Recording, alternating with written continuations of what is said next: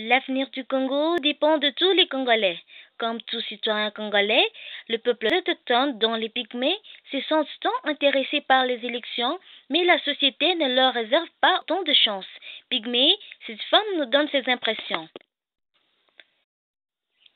Les élections, c'est l'affaire de tous, car le développement et le problème du Congo demandent la contribution et la participation de tous les Congolais, y compris nous Pygmées.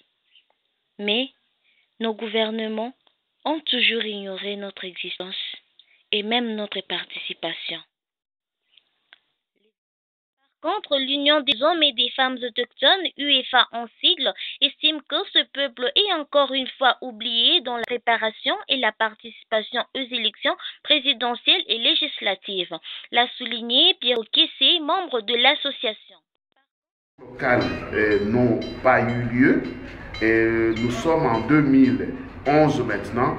On organise encore les élections présidentielles et les élections législatives.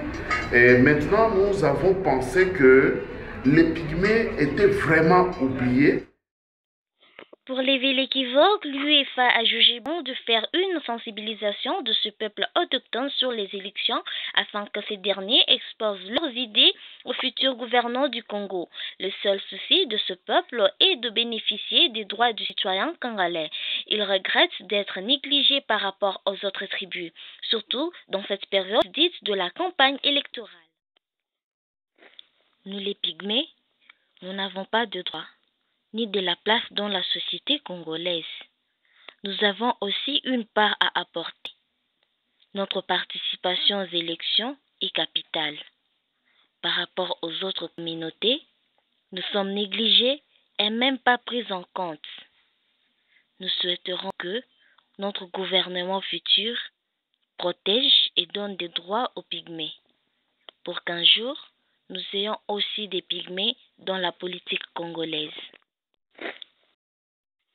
Comme le dit la Constitution, tous les Congolais sont égaux en dignité et en droit, ce qui ne profite pas aux Pygmées qui estiment ne pas avoir de la place dans la société congolaise.